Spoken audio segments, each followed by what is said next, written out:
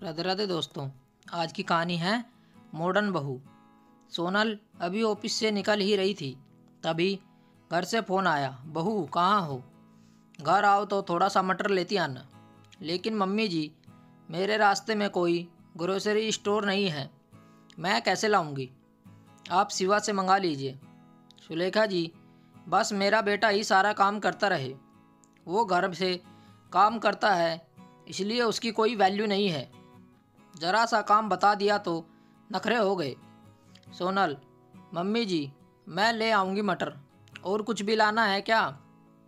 सुलेखा जी, नहीं, बाकी मैं देख लूँगी। फ़ोन रख कर सुलेखा जी सीधे शिवा के बेडरूम में पहुँच जाती है। मैंने पहले ही कहा था, नौकरी वाली लड़की नहीं चाहिए, लेकिन तू एक नहीं माना। अब जरा सा काम बोलो तो छूटते ही कह देती है, शिवा से मंगा लो। हम कभी अपनी सास के सामने जुबान नहीं खोलते थे। शिवा, मम्मी क्या लाना है? मैं ला देता हूँ। तू कुछ नहीं करेगा, वो ही लाएगी। अगर नहीं संभाल सकती तो छोड़ दे नौकरी। इतना सुनकर सुलेखा जी तेजी से मुड़कर किचन की ओर चल देती है। सोनल मटर लेकर घर पहुंचती है तो देखती है सुलेखा जी अपने बेडरूम में है। वह जल्दी से बेडरूम में जाकर उन्हें मटर देती है।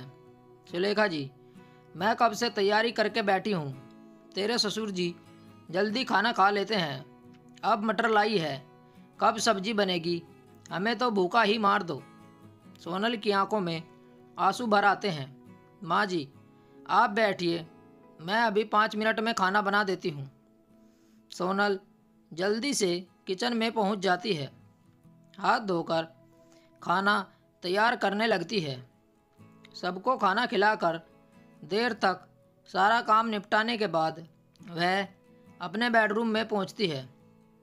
थक कर चूर होने के कारण कपड़े बदलकर सोने की तैयारी करने लगती है। शिवा, सोनल, मैं जानता हूँ सब कुछ मैनेज करना बहुत मुश्किल होता जा रहा है तुम्हारे लिए। तुम चाहो तो नौकरी छोड़ सकती हो। शिवा, ये मेरे करियर का सवाल है, घर बैठकर करूँगी क्या? मैंने शादी से पहले ही आपको बता दिया था कि मैं नौकरी करूँगी।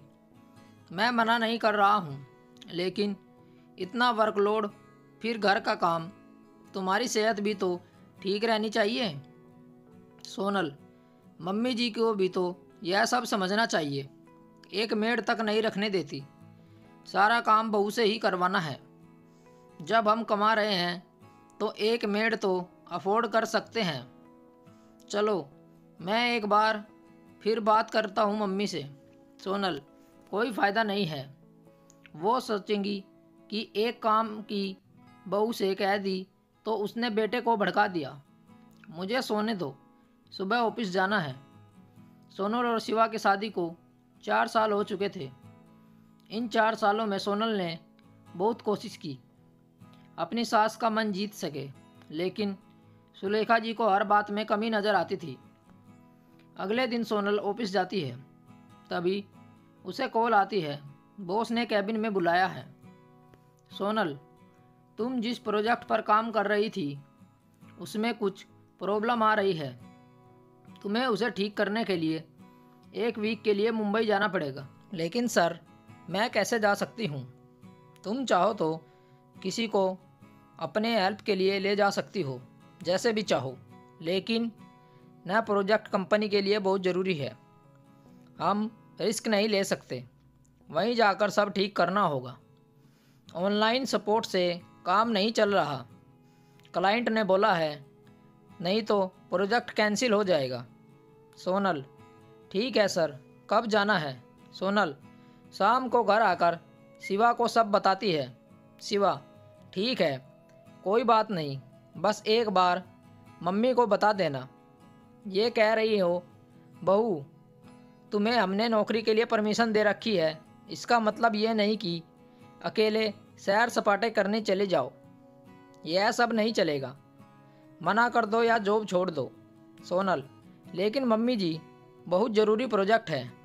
सुलेखा जी, हमने भी दुनिया देखी है, यह सब बहानेबाजी हम अच्छे से जानते हैं। मम्मी जी, मैं कोई बहाना नहीं बना रही हूँ, आप जो समझो, लेकिन मुझे जाना पड़ेगा। सोनल यह कहकर वापस अपने बेडरूम में आ गई। सुलेखा जी पीछे पीछे आकर शिवा को डांटने लगी, बेटा हमें वृद्धाश्रम भेज दे। जब बड़ों की कोई इज्जत ही नहीं है तो क्या फ़ायदा यहाँ रहने का। फिर तुम दोनों सैर सपाटा करते रहना। मम्मी और सैर सपाटा करने नहीं जा रही है, ज़रूरी काम है। मैं समझता हूँ, मुझे भी कभी कभी जाना पड़ता है। बेटा तेरी बात अलग है, बहू ऐसे नहीं जा सकती। तू सोच ले, अगर तुम्हें अपनी मनमानी चलानी है तो हमें वृद्धाश्रम छोड़ा। सोनल की आंखों से आंसू बह रहे थे। तभी दरवाजे पर डोर बेल बजी। शिवा ने जाकर दरवाज़ा खोला।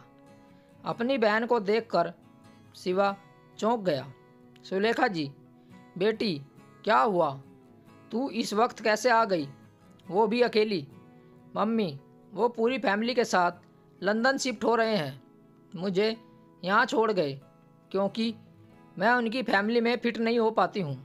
उन्हें मॉडर्न अंग्रेजी बोलने वाली जॉब वाली बहू चाहिए। अब वो वहाँ दूसरी शादी करेंगे। हे भगवान, अब तेरा क्या होगा? कैसे लोग हैं, घर की लक्ष्मी को छोड़कर पैसे के पीछे भाग रहे हैं। तभी सुलेखा जी के पति अविनाश जी ने कहा, वाह सुलेखा, एक तरफ बेटी की नौकरी के लिए ना करने का अफसोस और दूसरी ओर बहू के नौकरी करने का अफसोस। अपनी बेटी के लिए कुछ और बहू के लिए कुछ और। सुलेखा जी की आंखों से आंसू बह रहे थे। सोनल मुझे माफ़ कर दे बेटा, तू सही थी, अपनी बेटी पर बीती तो मुझे पता लगा। आप चिंता न करें मम्मी जी, मैं मुंबई से आकर दीदी की जॉब के लिए कोशिश करूंगी। साथ ही हम केस भी दर्ज कराएंगे। सुलेखा जी सोच रही थी, बहू जैसी भी है सबको निभा तो रही है, साथ ही नौकरी और घर दोनों मैनेज कर रही है। स्टोरी को लेकर आपकी क्या राय है, नीचे कमेंट करके हमें बताएं। ऐसी ही और बेहतरीन कहानियाँ सुनने के लिए हमारे चैनल रोचक कहानी वॉइस को ज़रूर सब्सक्राइब करें। मिलते हैं आपसे एक और नई कहानी के साथ, तब तक जुड़े रहिए हमारे चैनल के साथ। कहानी सुनने के लिए आप लोगों का बहुत बहुत धन्यवाद। राम राम दोस्तों।